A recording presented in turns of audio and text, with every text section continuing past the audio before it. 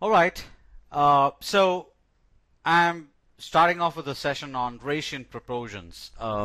And when I want to start with this, I first would probably want to talk about what is the relevance of something called ratio, right?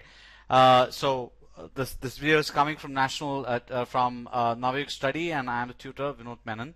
And before jumping into the math of ratio, I want to talk about why ratio. What exactly is the significance of ratio, and why will somebody use something called ratio? And the fact of the matter is, every day probably you're using a ratio. For example, somebody will say, "Oh, that table is half the length of my dining table." That is in fact a ratio. Half, 1/2 is a ratio, and it is conveying a logical idea that the specific table you're talking about is half the size of your dining table. And what does that really mean? That really means that I'm trying to relate between two quantities. What are the quantities here? The length of this table versus length of the dining table. So now ratios are always used for comparing or telling one quantity in relation to another quantity. So we are getting a relative idea between the two quantities. That is the idea of ratio. I can say that, oh, that boy is weighing 1/3 my weight. 1/3 my weight. What does that mean? I'm again talking about his weight, the boy's weight, in relationship or with respect to or relative to my weight. So always ratio is used for comparing two quantities, right? And to tell one quantity in terms of the other quantity. That is the idea of ratio, right? I can say that bus carries half the number of passengers as the Volvo bus. Again, ratio. So what I'm saying is, without your knowledge, my dear friends, you have used ratio many times in your life already. So it's not a new thing at all. It is just that you want to learn a little bit of math parts of it so that you can use ratio in a much more powerful manner, and when you're using it, you really know what it means. So the idea of this chapter is to give you more sense of what you have been using in your life already. All right? Okay. So if you look at the exact definition of ratio, so it says that it's a comparison, right? It's a comparison of two numbers. Let me not use this probably. Let me just clean that. So comparison of two numbers by division. Comparison of two numbers by division is the quotient obtained when the first number is divided by the second. Yeah, this is more like a math definition. So in fact, if you look at any ratio, it can be expressed as a fraction, right? Now let us take the example that I talked about. So I kind of gave you an example that this table is half the length of, it's the other way, half the length of my dining table. So which basically means, what are you really talking about? What really meaning is that length of this table, length of this table divided by length of my dining table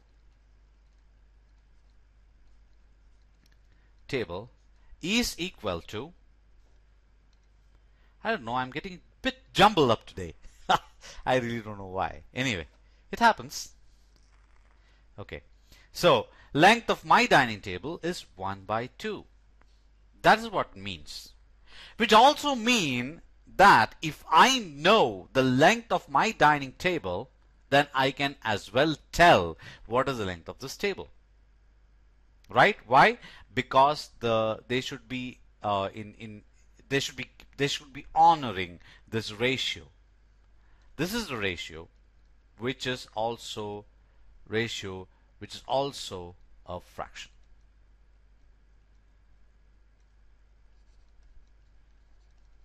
Right? So if I know the length of my dining table, let us say that the length of my dining table is 6 feet, right? So let's say 6 is the length of my dining table, and let us say the length of this table which you're talking about is x, right? So 1/2, which means x is equal to, I can definitely multiply both sides by 6, and so I end up to be 3 feet. So since I know the ratio, and since the length of this table has to honor the ratio which I had expressed in this specific problem, if I know the length of if I know the one quantity, I can definitely compute the other quantity or calculate the other quantity. So this is a very simple example which kind of shows what ratio mean and why ratio is relevant, right? So probably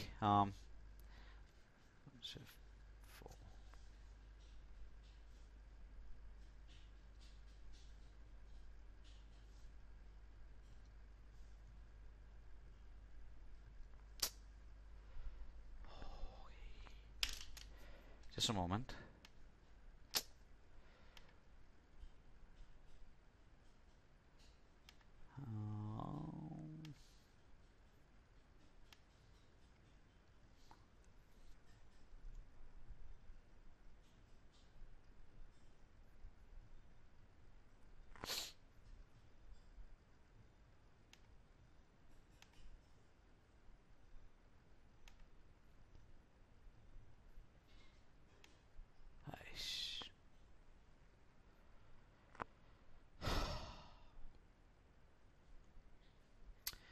Okay, fine. So let's just go ahead just a moment.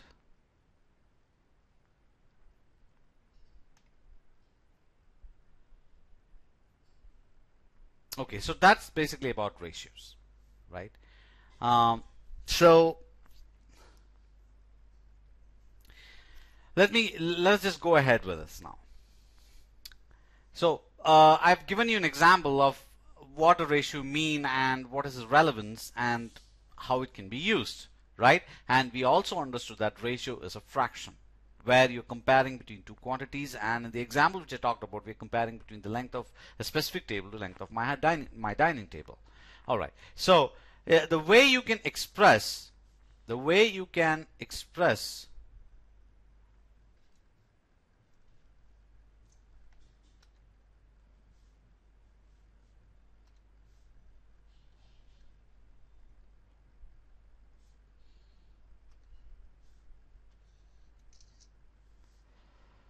okay, so sorry for that. Let me clear this. And okay, so now if you look at a ratio, right? So now let us look at this ratio here, right? So if you look at this ratio, now we actually call this ratio. So somebody says that two quantities in the ratio of 3:1, right?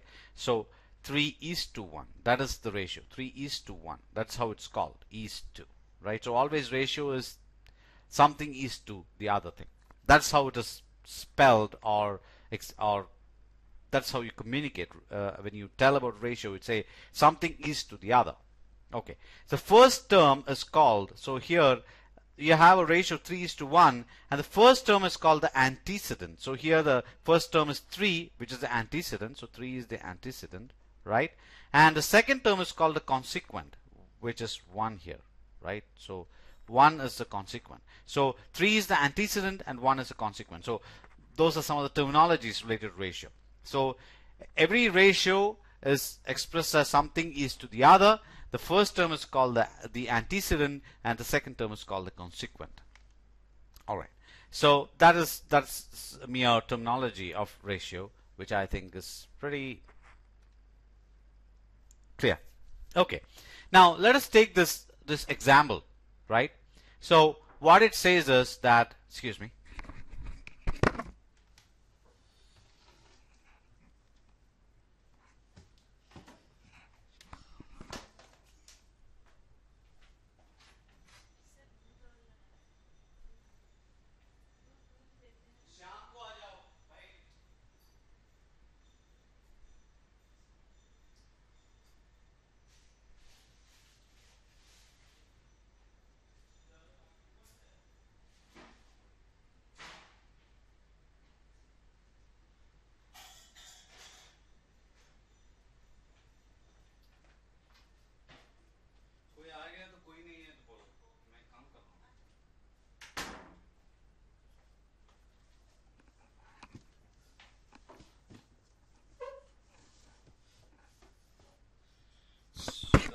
Sorry for that small interruption. Okay, so the ratio by example, I want to take an example and explain it. I think I did it just now, but probably we'll just go to the example too. Ratio of price of rice to price of wheat is 1:2.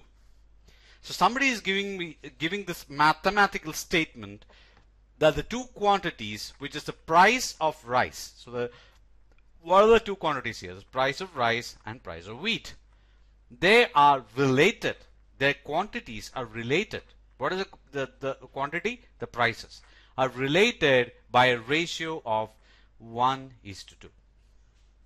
That's what the mathematical statement is. Right? Now what does this mean? This means that always price of rice divided by price of wheat is equal to 1/2. So this fractional relationship, the relationship of the fractions, will be always true given the mathematical statement. Always a ratio is maintained, and that is if if assume that you know the price of rice is ₹50, then I can very well compute or calculate the price of wheat. The price of wheat is 50 into 2/1, right? So I can multiply 2 on both sides and then take the price of wheat up, and so it becomes price of wheat is equal to 100, right? So this is another very simple example of what does ratio mean, and how does it help you, right? So if you know this, if you know one quantity, since we know the ratio between the two quantities, we can compute the other quantity. Okay, fine. All right. So let us move forward now. So that is another simple example, right? Now, what are some of the important properties of ratio? Now, in fact, the properties of ratio that you're talking about is in fact what you've learned in fractions, because ratio is nothing but a fraction. And so what are the things which are true in fraction is also true for ratios, right? So the ratio remains unaltered if both the terms are multiplied by the same non-zero quantity or even divided by same. In fact, here I have to add that too, right? Multiplied or divided by same non-zero quantity. So you can see here I have a ratio A by B. I can multiply both the terms, the antecedent and consequent, with the same number, right? Which could be natural number, which could be integer, which could be a decimal number, which could be anything, but it should be the same number, of course. It is a simple rule that you learn in fractions. It's something that you already learned, and that applies to ratios too, because ratio is also a fraction. And so I can multiply the antecedent, which is A here, and consequent, which is B here, with the same number M, which could be any, as I told you, it could be any number, which is non-zero, of course, which is not equal to 0, because 0 is to 0 doesn't have a meaning, right? So because if I multiply both by 0, then I'll end up with 0 is to 0, which doesn't have any meaning, right? So I am looking for something which is a non-zero value, and if it is a non-zero value, I can multiply both the antecedent and consequent, and still the ratio will remain the same. Same thing is true if I divide the antecedent and consequent by the same number. So here what I'm doing is I'm dividing both A and B by M, and even then the ratio remains the same as far as M is not equal to 0. Right? Now, these are something nothing but a rule which you've learned during your fraction days when you learn fractions, probably in 5th standard, I think, right? So so you would have already figured this out as you learn fractions. Okay. So that is about ratio and some of the properties of ratio. Right, now let us go ahead. Now, conditions for ratio. One of the very important aspects when you express ratio is that the two quantities which are there in the terms, the first term and the second term of the ratio, should be having the same unit. That's very, very important. A lot of people make mistakes when you think about ratios where they don't think about the units. Let us take this example that I have here and let me try to explain what I mean. For example, I have price of petrol is rupees 55 and price of diesel is 4,400 paise, right? If you are asked the ratio of price of petrol to diesel, what you should do, right? Now here you can see the scenarios as follows. You are given one quantity in rupees unit and the other quantity in paise unit. Are the units same? They are not. And if the units are not same, it doesn't make sense to compare those two units because it's senseless. You need to compare between two terms when the units are the same. So what I need to do is that if I want to find the ratio of the prices of petrol to diesel, what I need to do is I need to convert both the terms into rupee or both the terms to paise. For example, here I can decide that I will convert the diesel's price into rupees. So what is 4,400 paise? So 4,400 paise is equal to 44 rupees. Why? Because I have to divide it by 100. 1 rupee is equal to 100 paise, and so I divide it by 100 and I get it as 44 rupees. So now I am saying that the ratio of the price of petrol to price of diesel is 55 is to 44. And again, of course, I can use the property I learned in the just now, that I can divide both the terms by the same number. So I can decide to divide both by 11, and so I get still the ratio remains the same, and so I get a ratio as 5:4. But if assume that I didn't do that, I didn't make the same unit, my ratio is completely wrong. Why? Instead of 5:4, what I'm going to get? 55 is to 4400. I divide both by 11 and I get it as 5:400. Of course, 5:4 is not 5:400. The fractions are entirely different. So you are not supposed to do that. This is wrong, right? Because why? I forgot to convert the second term into the same unit of the first term. Whenever you're comparing two things, always you should compare when they are both having same unit. That is why there is some notion of a unit. Somebody says that I weigh 50 kilograms and you weigh 6,000 grams. And somebody says, who's okay? Now, I probably it's the other way. I weigh 50 kilograms and you weigh 4,000 grams. 4,000, and somebody says, oh, 4,000, that is too much. I can only say that he's insane because it's 4,000 in grams. If I convert that to kilograms, it'll end up with 4 kg. So who is now heavier? Right? So always when you're comparing things, definitely if people are just saying numbers, you should say, what is a unit? Are the units the same? If the units are not same, you're not doing a fair comparison, and so you need to make it as same unit. So same concept is applicable when you look at ratios. Always convert the two quantities to the same unit. Somebody may give liter in one term, milliliter in the other term. Both have to be milliliters or both have to be liters. So you have to convert it. Or it could be kilogram and gram, or it could be meter and centimeter. It could be whatever. So always the two terms have to be made to the same unit before computing the ratio. Very, very important point. Please remember this always. Okay, fine. I hope you got this point which I am talking about, and hence let us just move towards the next concept. The next concept which I want to talk about is equivalent ratio. Equivalent ratio. Now, what does equivalent ratio mean? Now, here, for example, let us say that okay. Now, somebody says that the ratio of Now, let us just discuss an example, right? Now, somebody says the ratio of salary of a worker to an officer in a company is 10:20. 10:20, right? So somebody says that it is 10:20. So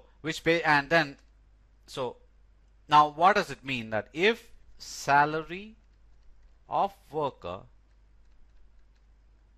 is 1,000 rupees, what is salary of officer? Now let us do one thing. Let us take the ratio as is. So it is 10/20 is equal to salary of worker divided by salary of officer, right? Which basically means let us say salary of worker is X, salary of officer is salary of worker is 1,000, right? And salary of officer is X. So X is going to be equal to 1,000 into 20 by 10, which is equal to 2,000. Now here what I have done is, I have in fact taken the ratio as is and computed. But now let us do a little more different way of looking at it, right? So what I'm going to do now is, let me just erase this and just rewrite that, and I'm going to bring up the concept of equivalent. I'm going to bring up the concept of equivalent ratios. So the ratio was 10:20, right?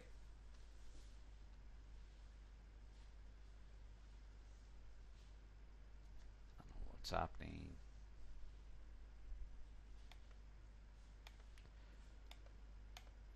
Okay, sorry.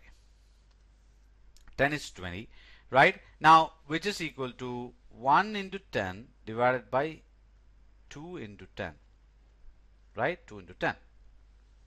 That's what the ratio is. 1 into 10 divided by 2 into 10. Do you agree that? Yes. Now, where the 10 and 10 are common, I can just strike it off. So which is equal to 1 by 2. So 10:20, it's 1 by 2 is the equivalent ratio to 10:20. So that is what even the definition says. Consider a ratio A is to B or A by B. Ratio AX is to BX is an equivalent ratio where X is any number and B is not equal to 0. So X could be any number and X also should not be equal to 0. So that is what it is. So here actually, for example, the value of X here is 10, right? So 1 into 10 divided by 2 into 10. And if I can remove the 10 and I end up with 1 by 2. So 10/20 is the equivalent ratio of 1 by 2, right? So always any ratio can be simplified by removing the common terms, right? So if there are common terms, like here the common term is 10, I can remove that, right? Or common factor as you call. I can remove the common factors between the two terms, and then I'll end up with what you call the simplest form of the ratio, right? That's what you're going to look at in the next slide. Okay, so let us look at what is simplest form.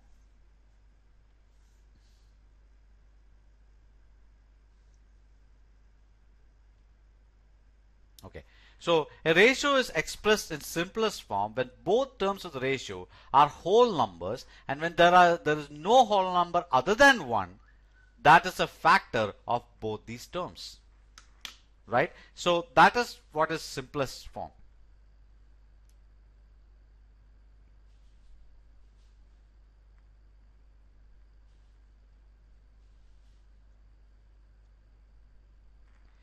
So that is what is simplest form, right? So a ratio is expressed in simplest form when both the terms doesn't have any common factor which is a whole number other than 1 between them. That is what is simplest form. So if I take a ratio, let us take a ratio here, right? Let us take a ratio of 24 let us take a ratio of 24 is to 32. Right? Let us take a ratio of 24 is to 32. Right? Let us take this ratio 24 is to 32. Now, what can I talk about this 24 is to 32 as a ratio? Now, between these two, there is a common factor, which is a whole number. And so if I need to look at that, what is that?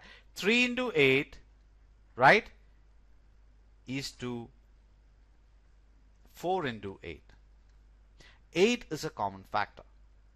If I remove those common factors, because it's a fraction, so it is like, it will be 3 into 8 divided by 4 into 8, right? That's what the ratio is. I can definitely strike off both 8s. And so what I end up with is 3 by 4. So in fact, the simplest form of this ratio, 24 is to 32, is 3 is to 4, where I have removed all the common factors between the antecedent and the consequent in the ratio, and the only common factor is the whole number 1 right now. There's no other common factor. So if I reduce the given ratio to a simplest form, that means the only common factor between the antecedent and the consequent of the ratio is the whole number 1.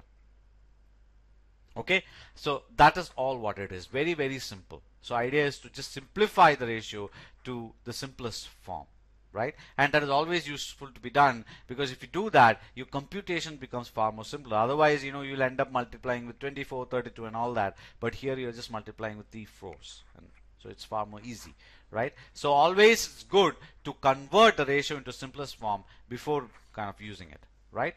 So that is about simplest form.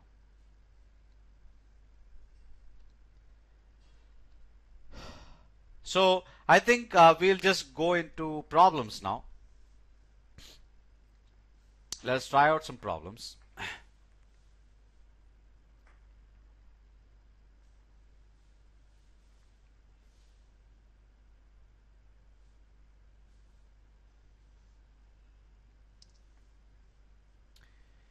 Okay. So the first problem which I want to discuss is this one. Okay. Express each of the ratio in simplest form. Express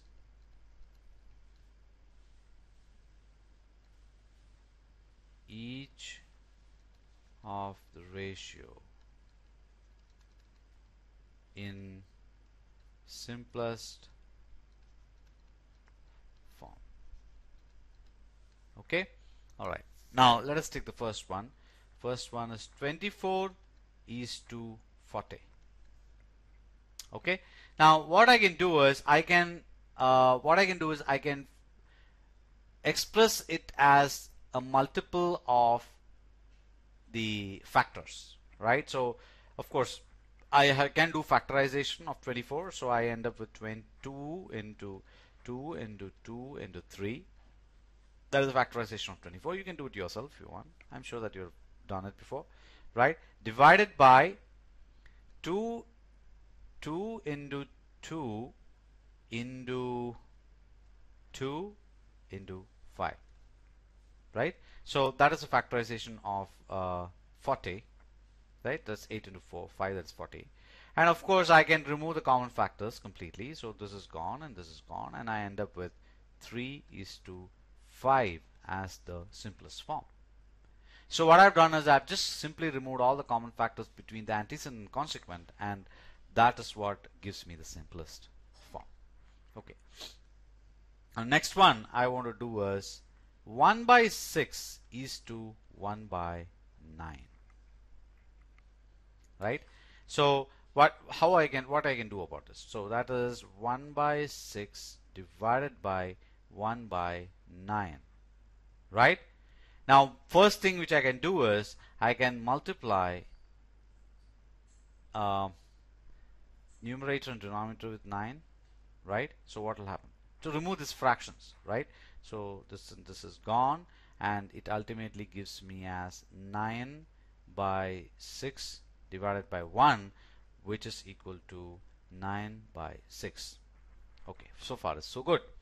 Okay, so 1 by 6 is to 1 by 9 is nothing but 9 by 6. I hope that's clear. Now I do 3 into 3 divided by 3 into 2. Of course 3 is a common factor, I can remove 3, and so what I end up is 3 is to 2. So that is a simplified form of this ratio. Again, it's pretty simple and straightforward.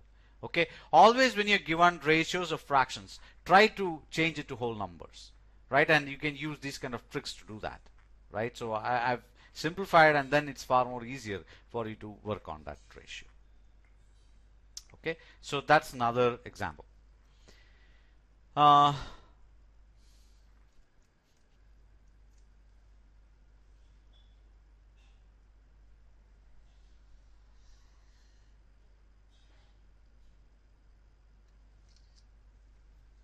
Okay, now let us move with the next problem, right?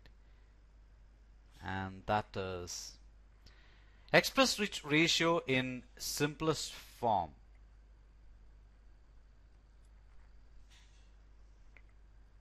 Okay, okay, let us take this second problem, which is express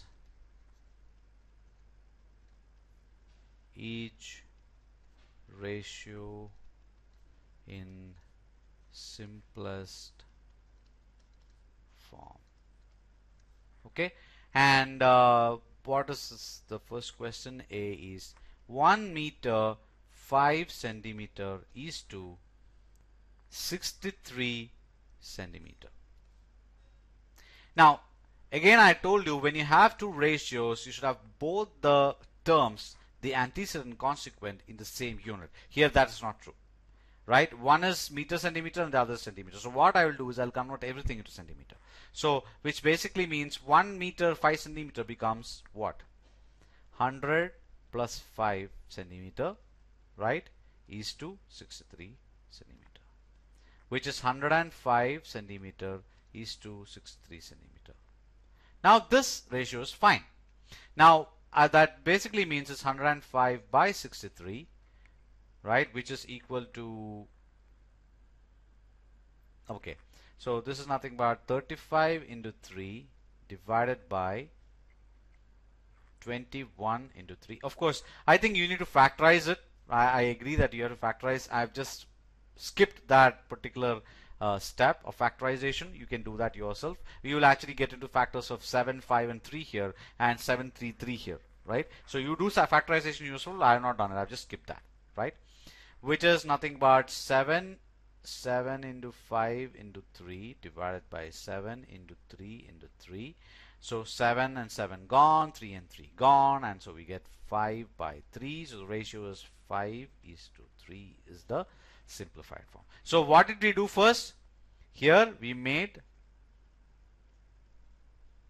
it into same unit. That is very important.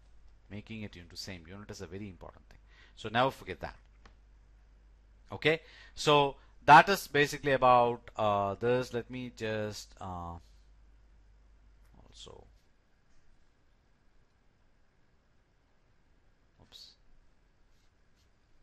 shift 4.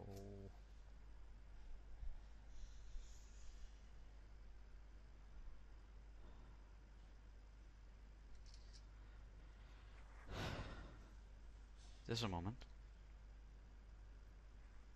Okay, fine. Now let us just clear this. Let's go to the next problem. Okay, so I hope you understood that we should convert to the same unit. That's something that you should not forget. Okay, now the next one, again for simplest form, is this is 2b, right? It is 8 months is to 1 year.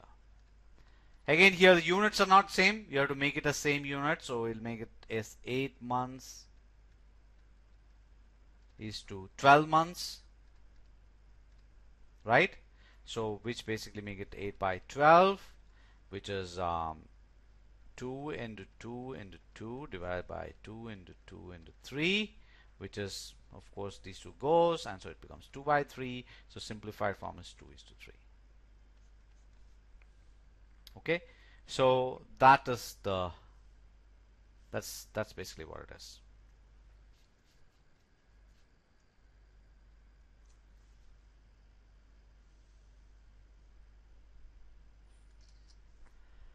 All right, so let us just go to the next one, which is 3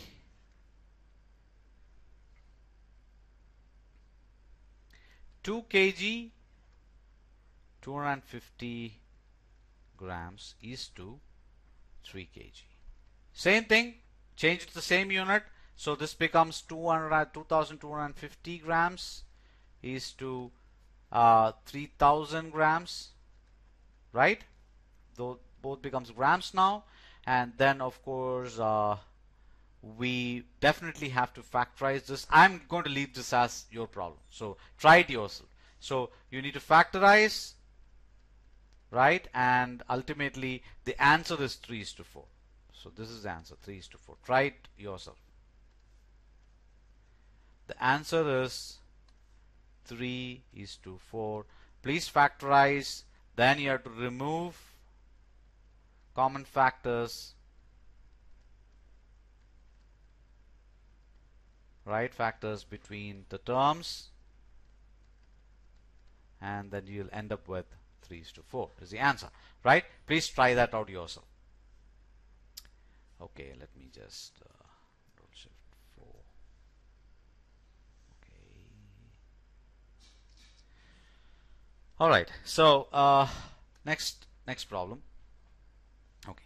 Now this is another interesting type of problem. If A is to B is equal to 5:8, and B is to C equal to 16:25, what is A is to C? Right? So you are given A is to B, you are given B is to C, right? What is A is to C is what's called, what is asked for. Now, how can you do this? So, see, A by B is equal to 5/8, right? B by C is equal to 16/25, right?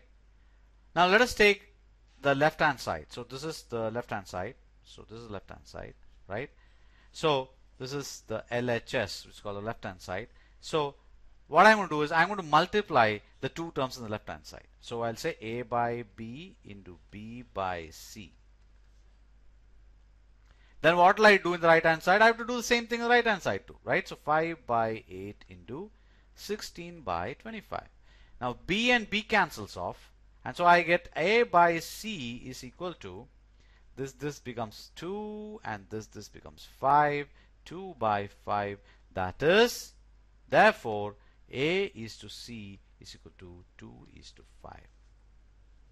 So what I did is I just multiplied the left hand side, right? So multiply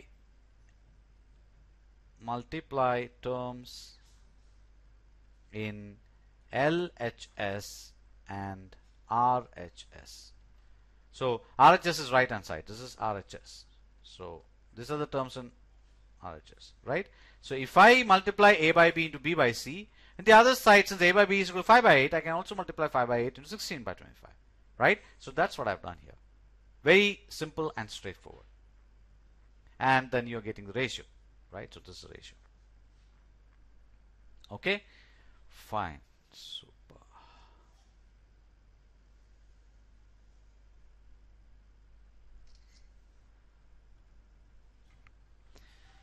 Now let us look at the next one. If A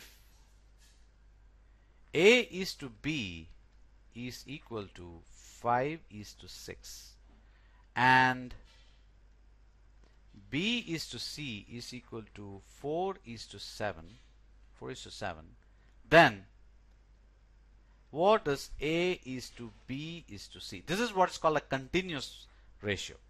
It's called a continuous. So A is to B is to C is, this is what is called a continuous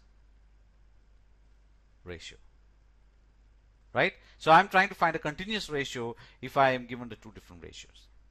Now for this, what I have to do is I have to make the B factor same. B factor the same. Now for that, what I can do is I can find the LCM, the least common multiple between the B term here and the B term here. So what is the least common multiple? So 6 and 4, I can find LCM. 2 is 3 and 2, right? So LCM is in fact 12. So LCM is 12, right? So find LCM of B terms, because that is what is common between the two ratios. So I'm finding the LCM between the B terms. So here LCM of 6 and 4 equal to 12. So now what I can do is A is to B is 5 is to 6 is also equivalent to 5 into 2 is to 6 into 2. Something that you have learned as a property of the ratio. So these two ratios are the same. If I multiply the same number to the antecedent consequent, still the ratio remains the same. So which means A is to B is equal to 10 is to 12. Now what about B is to C? B is to C is equal to 4 is to 7, equivalent to 4 into 3 is to 7 into 3. That is equal to 12 is to 21. So what is the ratio now? A is to B is to C. Since the B terms are the same, I can straight away express it as a continuous ratio. Is equal to 10 is to 12 is to 21. Right? 10 is to 12 is to 21. That is basically what it is. 10 is to 12 is to 21. So only thing which I had to do is I had to find the LCM of the B terms, which was 12, right? And then I had to just go ahead and make the B terms same in both the ratios. And once they are the same, I can straight away express it as a continuous ratio. So it is 10 is to 12 is to 21 is the continuous ratio of A is to B is to C. I hope that's pretty straightforward and simple, right? So anytime when you're given two ratios and you have to ask to find the continuous ratio, take the common term, try to find the LCM, and make the common term the same for both the ratio, and then you can just straight away express it as a continuous ratio. Okay, fine.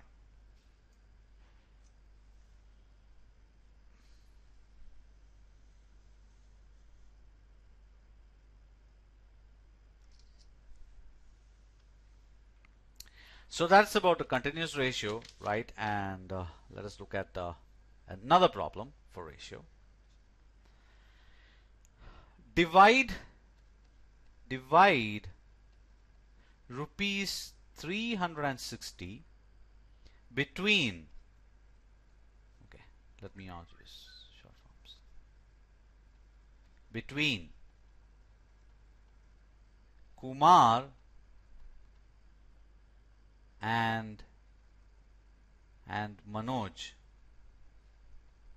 Kumar and Manoj in a ratio of 7 is to 8. Right? So what you have been asked to do is you are asked to take 360, split it and give it to Kumar and Manoj in such a way that the amounts they get is 7 is to 8. Right? The amounts they get is in a ratio of 7 is to 8. That is basically what you want. Okay?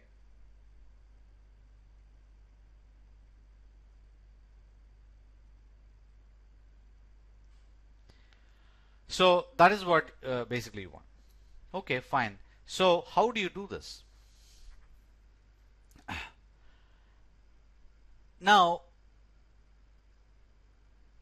if you look at the real amount which these two, which Kumar and Manoj has got, definitely those amounts should be in the ratio of 7:8. You agree with that? Which basically means that the ratio, so we are saying ratio of amount given to Kumar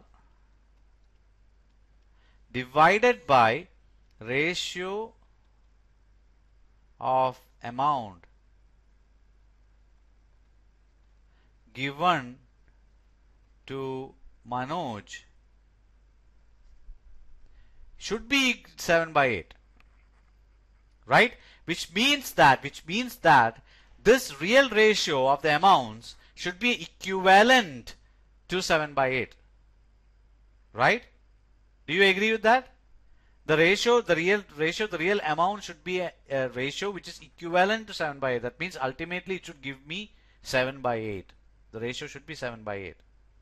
So which basically means that if it's an equivalent ratio, this is the real amounts should form an equivalent ratio. That means there's some common term which has to be multiplied with the antecedent and consequent to obtain that real amounts.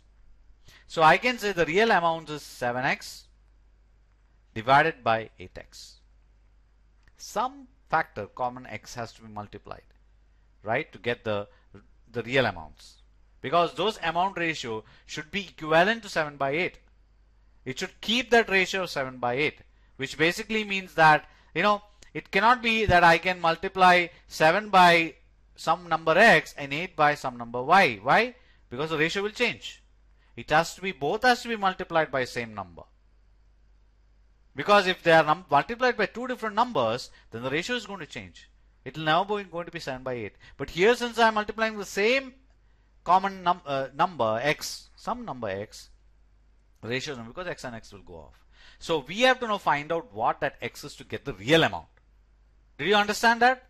I hope you understood what I am explaining, right? If you have any doubts, do send me mail on navayugstudy@gmail.com. I'm available there. Okay. All right. So that is what it means. So which basically means that, so I just want to add on a statement here. Ratio of amount given should be equivalent to 7:8. That is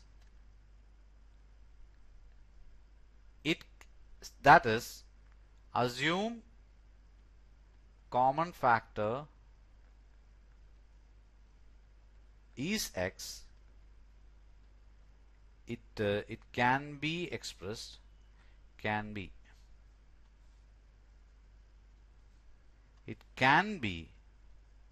expressed as 7x:8x. So the real amount is 7x and 8x. The real amount. That is, so that means therefore 7x plus 8x should be 360.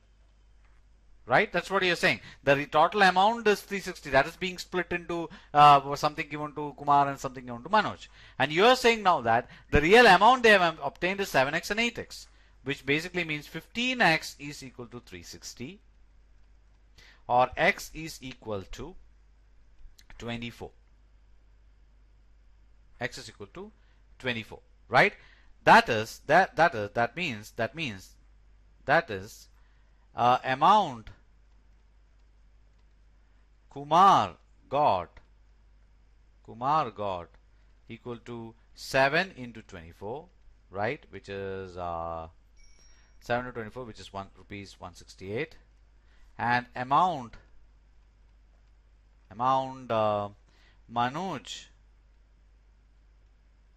Manoj got is equal to 8 into 24, which is equal to rupees 192. So see, here you have applied the concept of equivalent ratio. That is what you have done, right? You told that the ratio of the real amounts they have obtained should be an equivalent ratio of 7:8. Otherwise, this whole statement of the problem will go for a toss.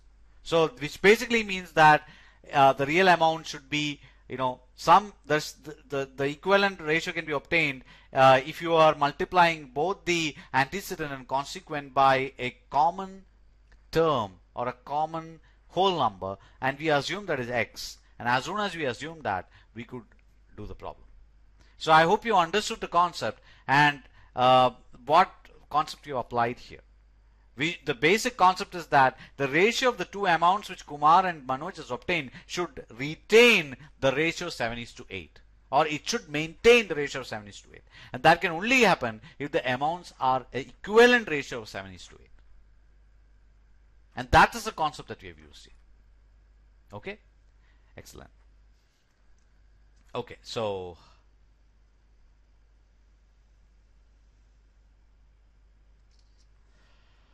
let us go ahead with the next problem. Meanwhile, I just want to check one thing. Okay, here we go. So next is problem number 6,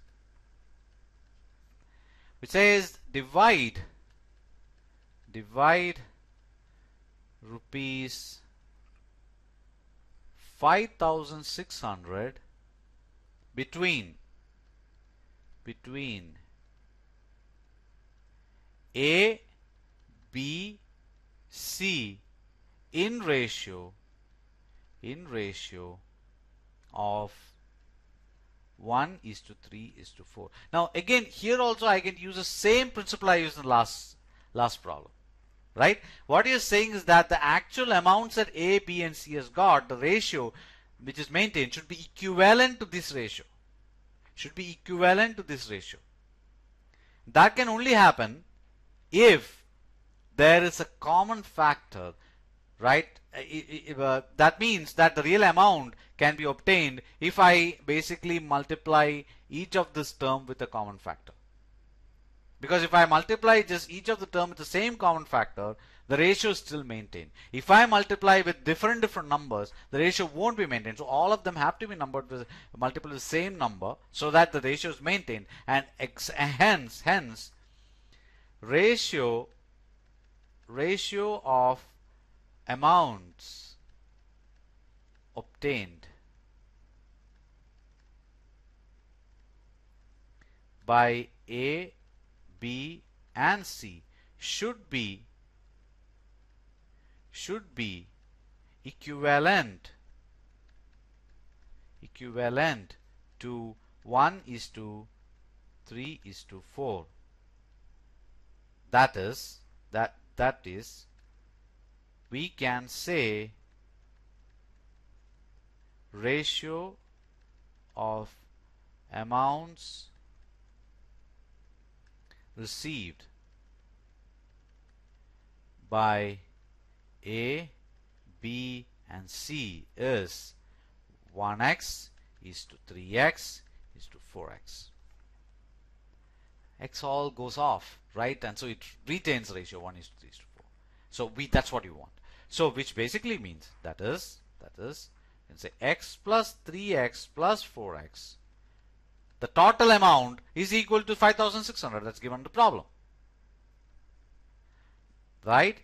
That means 8x is equal to 5,600.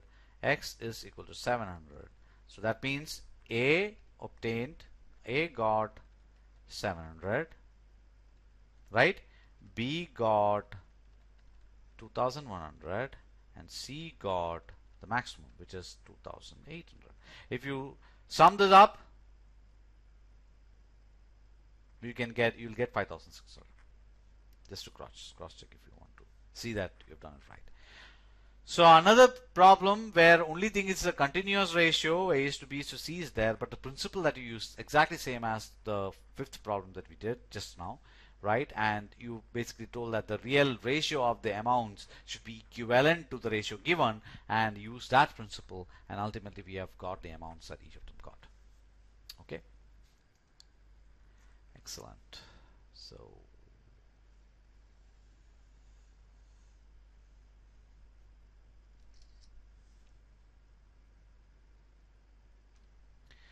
now let us try the next problem, problem number 7.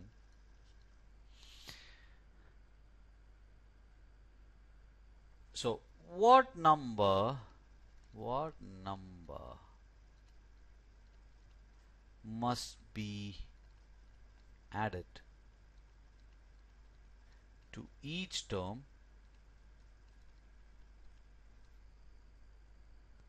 of ratio 9:16 to make the ratio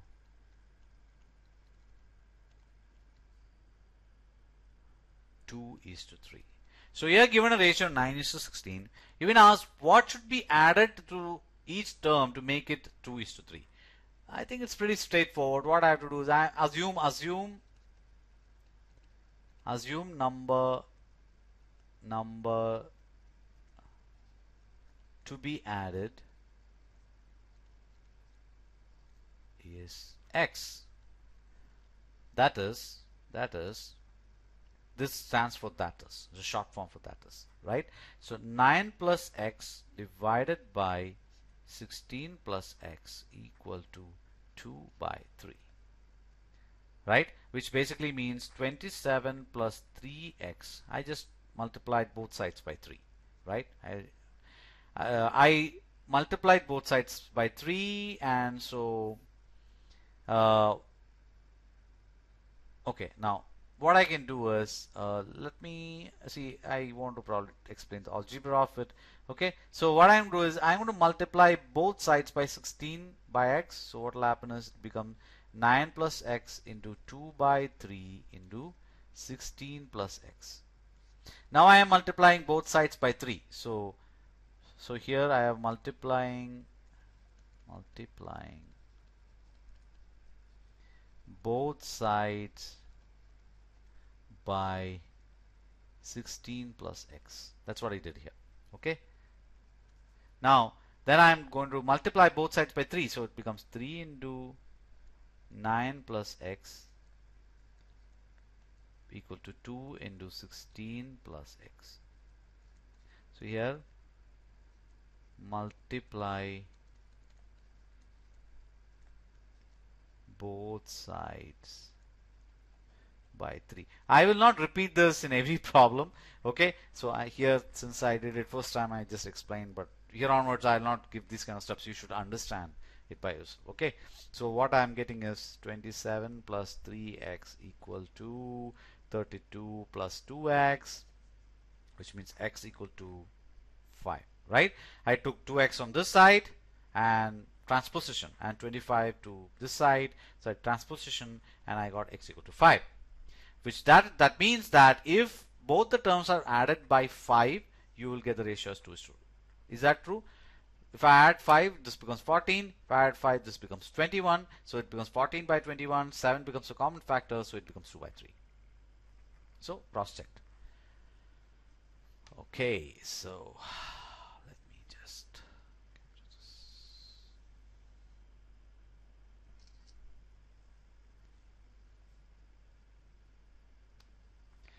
okay, so that is about it. Now let us get to the next problem. Problem number 8. Okay, two numbers are in ratio 3:4. Two numbers. Now I know some of these problems may require you to go rewind and see it. Go ahead and do that, right?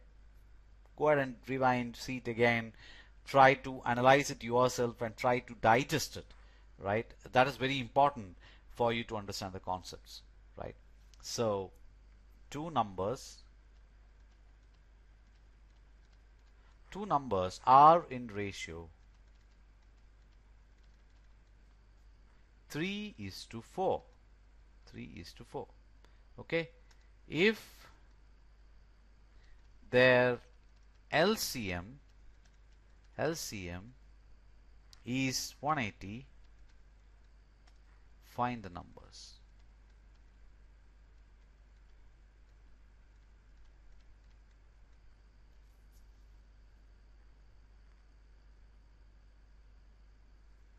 So what is the LC? So that is an interesting problem, right? So now, really speaking, if the number is in the ratio of 3:4, I can say that the numbers are 3x and 4x. The same concept we have used in 5th and 6th problems, same thing. So I can say that the numbers, okay.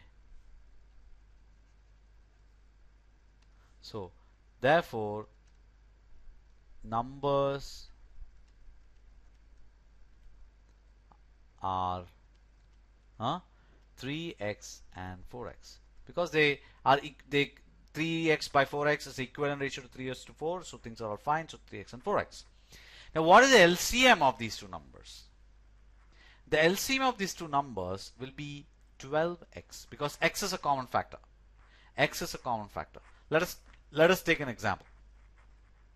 Right? Let us take an example of 12 and 18. Right? 12 and 18.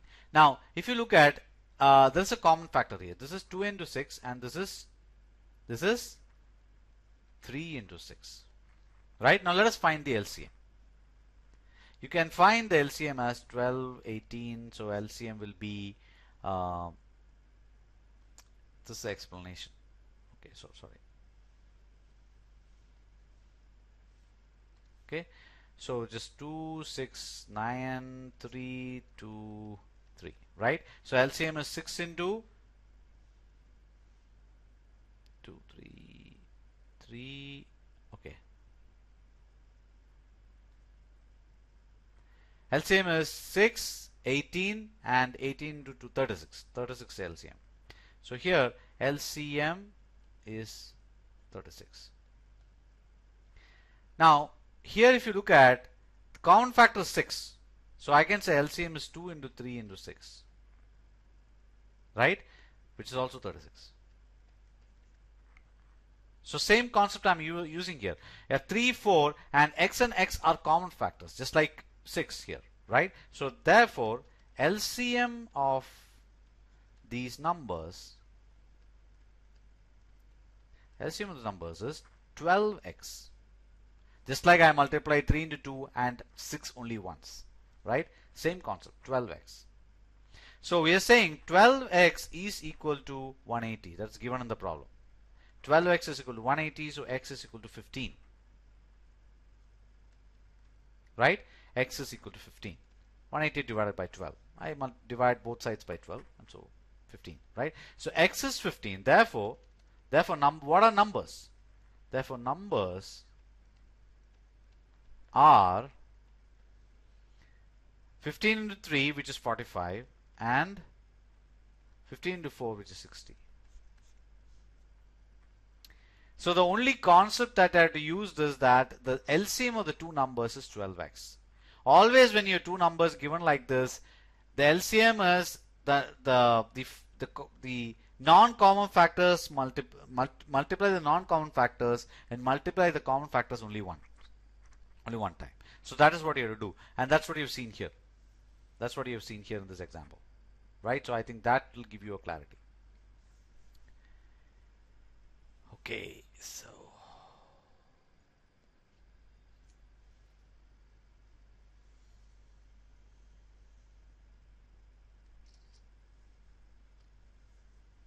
okay, so that is about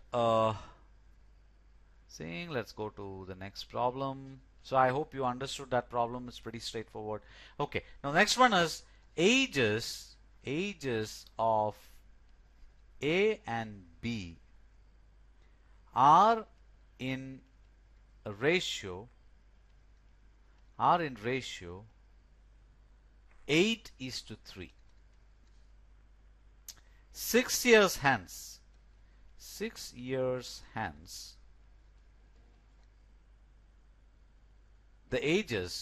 their ages will be in ratio of 9:4. So what is being told? Right? 9:4. So what are their current age?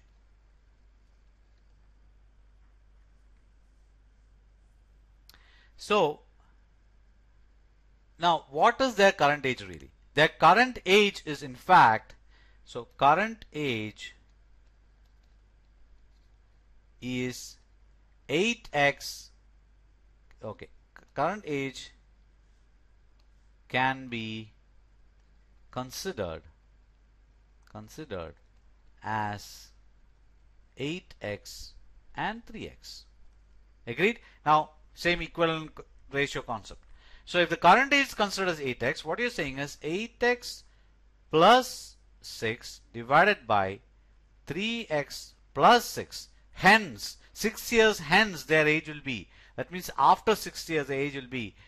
You have to add 6 to both the ages, right? So 8x plus 6 and the other one will be 3x plus 6. And at that point the ratio will be 9/4 is what you're saying. So 8x plus 6 by 3x plus 6 will be 9/4. So if I simplify, I can say 4 into 8x plus 6. I'm not going to explain simplification. Please figure it out yourself, right? 3x plus 4, simple linear algebra, linear equations, concept of linear equations. If you want to understand this, go through my linear equations lecture, right? And you understand that. So which is 32x plus 24, and here it is 27x plus 54. Right, which basically gives me 5x equal to 30, right, and x equal to 6, right? So what were their ages? The ages were 8 into 6, right, which is equal to 48, and 3 into 6, which is equal to 18. So that were their ages. Okay, that was the or 8 current age is 48 and 18. Very simple concept. Again, 8x, 3x, once you think about that, remaining all will follow. It's pretty straightforward after that, right? Just the concept of equivalent ratios. That's all what you've used. All right.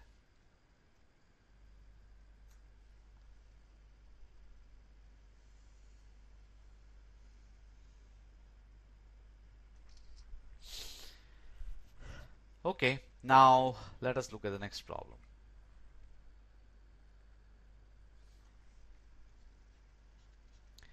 Ratio of monthly income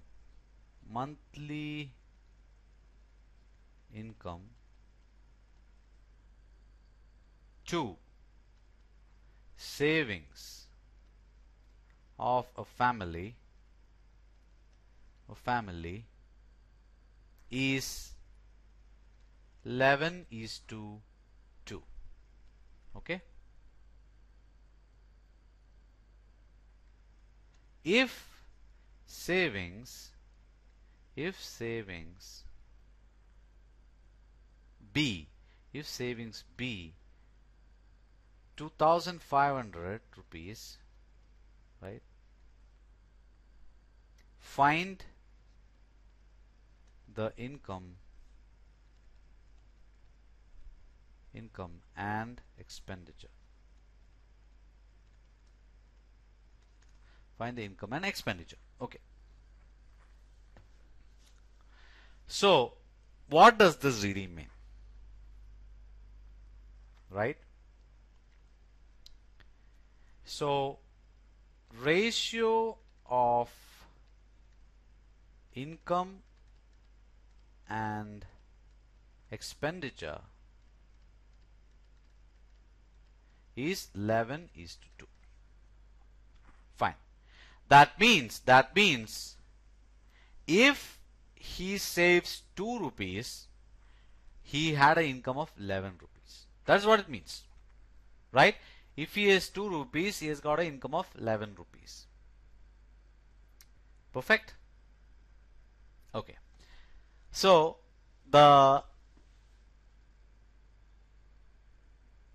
it's pretty simple, right? So we can say that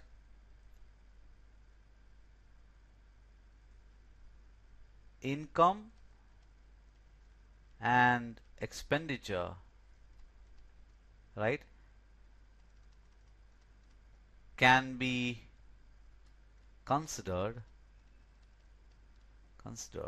as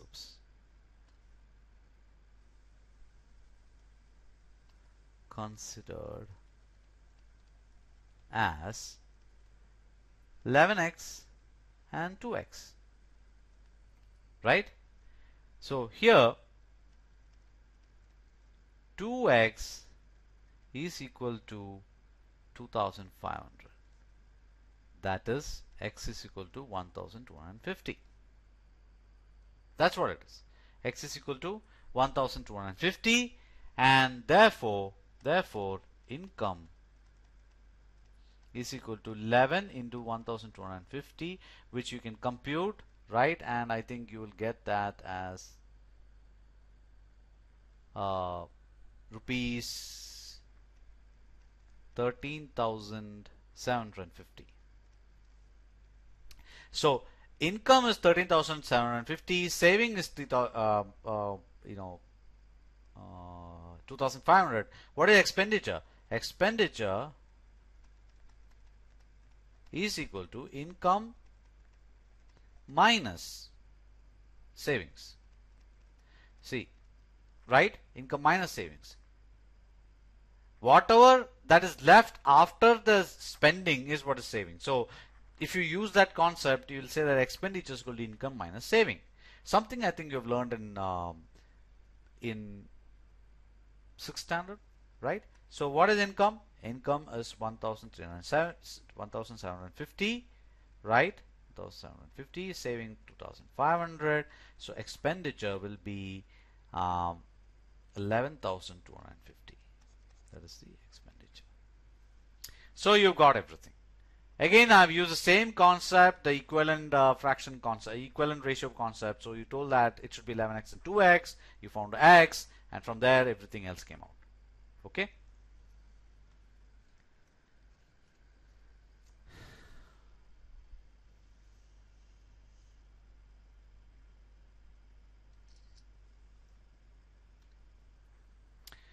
So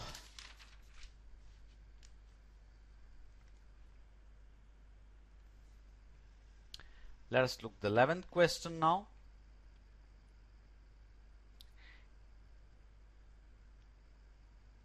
A bag contains rupees 750 in the form of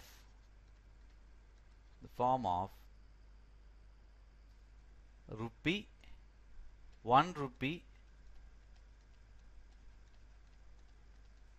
okay, 50 paise and 25 paise coins.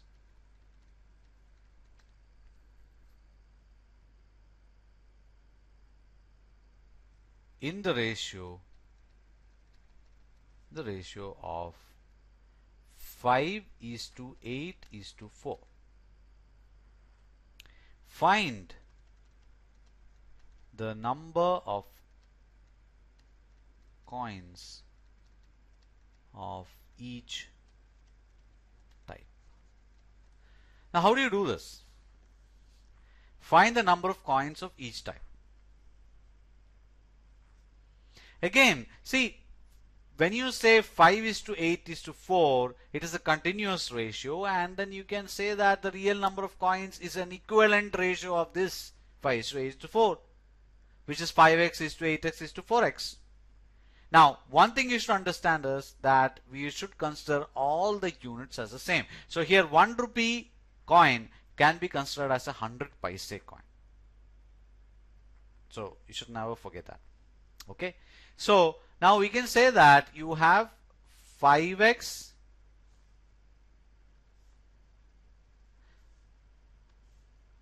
number of coins of each type can be considered can be considered as 5x, 8x and 4x. Therefore 5x into 100 paise, 5x, that is 5x number of 1 rupee coin is there, and each 1 rupee is 100 paise. So I want everything in one unit. So 5x into 100 plus 8x into 50, 8x into 50 plus 4x into 25 is equal to 750 into 100. Right? Do you agree? Because value in paise of 5x 1 rupee coin is 5x into 100. Value of 8x 50 paise coin is 8x into 50. And value of 4x 25 paise coin is 4x into 25. Right? And that all should be equal, and the sum of all the value of all these coins should be 750 into 100 paise. If you consider everything in paise. Very straightforward. So which is 500x plus 400x plus 100x, right? I just multiplied 25 into 4 is 100, 50 into 8 is 400, 100 into 5 is 500, is equal to 750 into 100. So what is this? This is 500x plus 400x plus 100x is 1000x is equal to, I can also write 75 into 1000. This 75 into 10 into 100, which is 75 into 1000 also, right? So our 1000 and 1000 can cancel here, and I get x equal to 75. So therefore, right, number of 1 rupee coin will be what? Number of 1 rupee coins is 75 into 5. 75 into 5, which basically will be, I think, 375. So there are 375 1 rupee coins, and you as well can calculate the number of 50 paise coins, which will be 8 into 5, which is 40. 8 into 75. Sorry, 8 into 75, which will be 600. So I think 50 paise coins is will be 600. You can calculate it yourself. And 25 paise coins will be 4 into 5, which 4 into 75. Sorry, 4 into 75, which will be 300. Right? So you got 375 1 rupee coins, 650 paise coins, and 325 paise coins. Again, the same concept that you have used here, right, of equivalent ratio, and we could actually compute everything.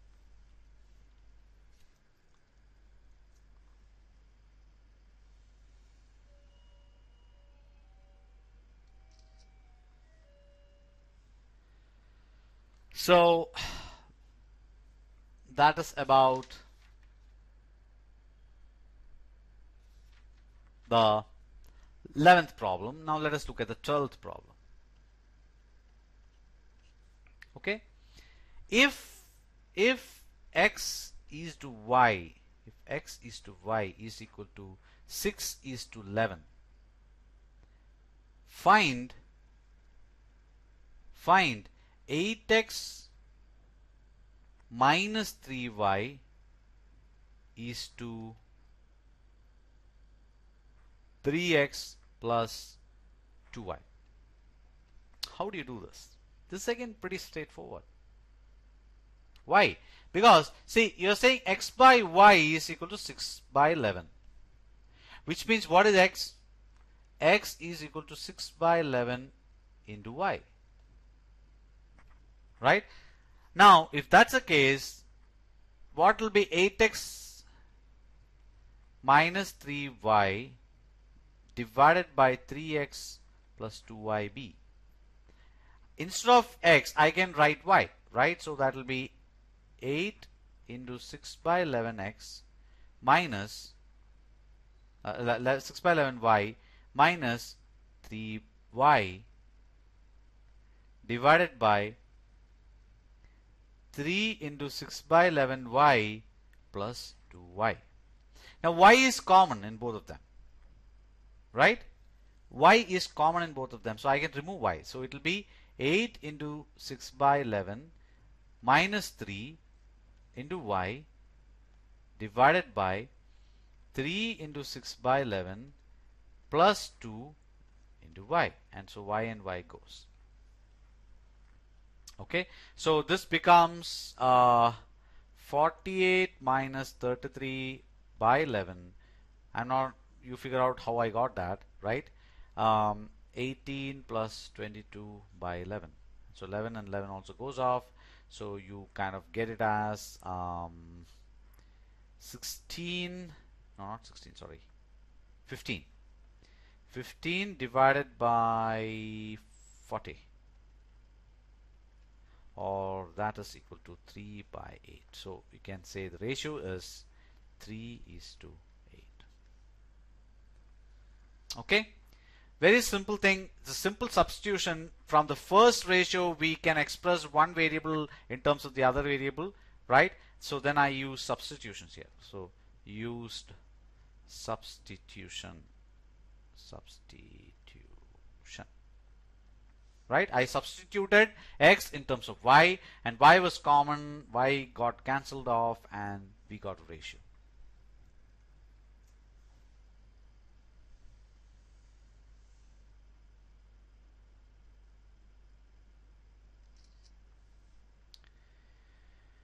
Okay, so that is the 12th problem.